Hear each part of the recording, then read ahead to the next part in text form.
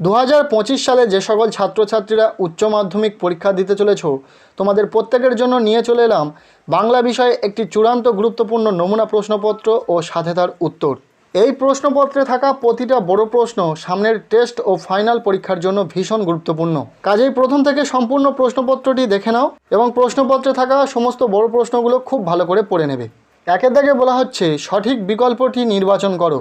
এখানে 18টি MCQ type প্রশ্নের উত্তর লিখতে হবে। প্রতিটি প্রশ্নের মান 1 করে, টোটাল 18 নম্বর রয়েছে। প্রথম এমসিকিউ টাইপ প্রশ্ন, মেজো আর ছোটোর জন্য 12 মাস যে চাল রান্না হয় তা হলো, উত্তর হবে পদ্মজালি। এরপর দ্বিতীয় প্রশ্ন, মৃত্যুঞ্জয়ের বাড়িতে থাকে, উত্তর হবে 9 জন লোক। নেক্সট, যথেষ্ট রিলিফ ওয়ার্ক না হওয়ার কারণ, উত্তর হবে লোকের অভাব। এরপরের প্রশ্ন, বিজ্ঞানী জগদীশচন্দ্র বসু রচিত গ্রন্থটির নাম, উত্তর হবে অব্যক্ত।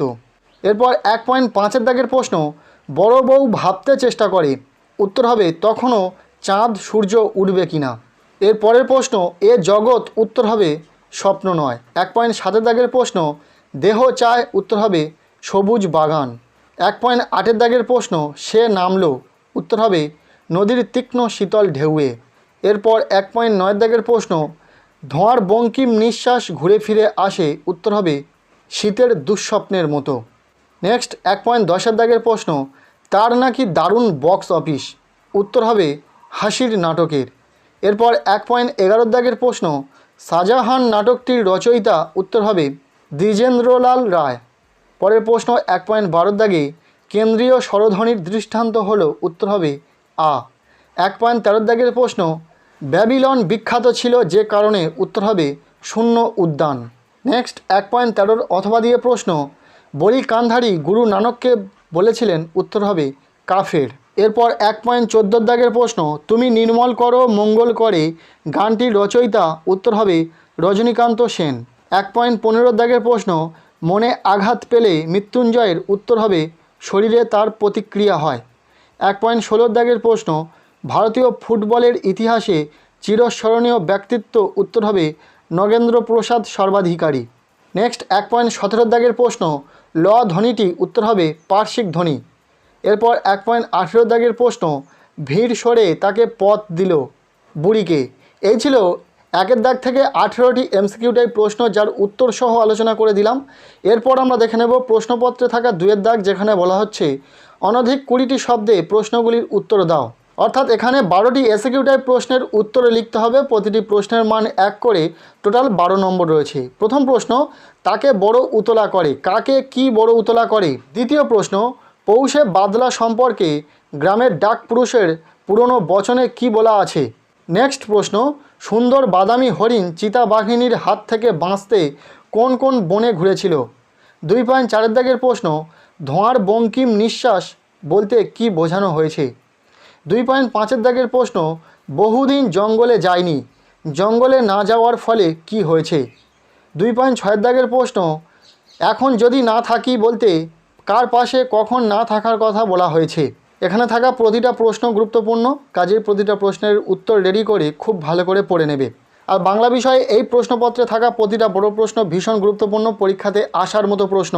তবে শুধুমাত্র এই কটি প্রশ্ন পড়লে হবে না, এর সাথে আরও কিছু গুরুত্বপূর্ণ প্রশ্ন তোমাদেরকে পড়তে হবে, যেগুলির সাজেশনের ভিডিও খুব শীঘ্রই চ্যানেলে আসতে চলেছে, তাই অবশ্যই চ্যানেলটিকে সাবস্ক্রাইব করে রাখো।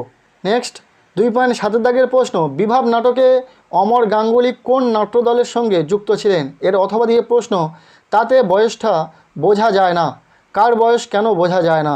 2.8 দাগের প্রশ্ন, নানা রঙের দিন এর চরিত্রলিপি বয়সসহ উল্লেখ করো। এর অথবা দিয়ে প্রশ্ন, এই তো জীবনের সত্য কালীনাথ, সত্যটি কি।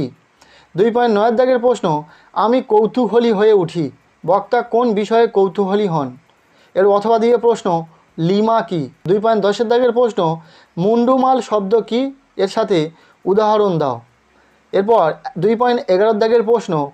এরপর 2.12 দাগে এসিকিউ টাইপ শেষ প্রশ্ন, উপসর্গ কাকে বলে। এই ছিল 2 দাগ থেকে এসিকিউ টাইপ প্রশ্ন। এরপর আমরা দেখে নেব 3 দাগ। বলা হচ্ছে অনধিক 150 শব্দে যে কোনো একটি প্রশ্নের উত্তর দাও। এখানে গল্প থেকে 2টি প্রশ্ন আসবে, যে কোনো একটি প্রশ্নের উত্তর তোমাদেরকে লিখতে হবে এবং প্রশ্নের মান রয়েছে 5। প্রথম প্রশ্ন, হঠাৎ বিকেলে এক অদ্ভুত দৃশ্য দেখা গেল, দৃশ্যটিকে অদ্ভুত বলার কারণ কি। এরপর দ্বিতীয় প্রশ্ন, তুমি কি বুঝবে সতীশবাবু? সতীশবাবুকে, সতীশবাবু সম্পর্কে কোন প্রসঙ্গে কেন এ কথা বলা হয়েছে?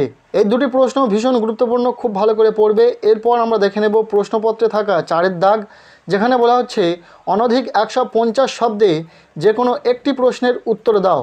এখানে কবিতা থেকে দুটি প্রশ্ন আসবে, যে কোনো একটি প্রশ্নের উত্তর তোমাদেরকে লিখতে হবে। সো এখানে যে প্রশ্নটি রয়েছে, প্রথম প্রশ্ন, সে কখনো করে না বঞ্চনা। কে কখনো বঞ্চনা করে না? কবি কিভাবে সেই ভাবনায় উপনীত হয়েছেন? ভীষণ গুরুত্বপূর্ণ প্রশ্ন। এরপর দ্বিতীয় প্রশ্ন, এই ভোরের জন্য অপেক্ষা করছিল। কে অপেক্ষা করছিল? তার পরিণতি কি হয়েছিল? কবিতা থেকে 5 মার্কের জন্য এই দুটি প্রশ্ন ভীষণ গুরুত্বপূর্ণ, কাজেই খুব ভালো করে পড়বে।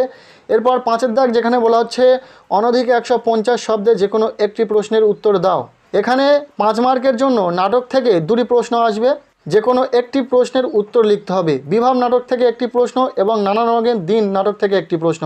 প্রথম প্রশ্ন, আমাদের মনে হয় এর নাম হওয়া উচিত অভাব নাটক। অভাবের চিত্র বিভাব নাটকে কিভাবে প্রকাশ পেয়েছে লেখো। এরপর দ্বিতীয় প্রশ্ন, শিল্পকে যে মানুষ ভালোবেসেছে তার বার্ধক্য নেই কালীনাথ। নানা রঙের দিন নাটক অবলম্বনে মন্তব্যটির তাৎপর্য বিশ্লেষণ করো। এরপর প্রশ্নপত্রে 6-এর দাগ, যেখানে বলা হচ্ছে অনধিক 150 শব্দে যে কোনো একটি প্রশ্নের উত্তর দাও। এখানেও ভারতীয় গল্প এবং আন্তর্জাতিক কবিতা, এই দুটি অংশ থেকে দুটি প্রশ্ন আসবে।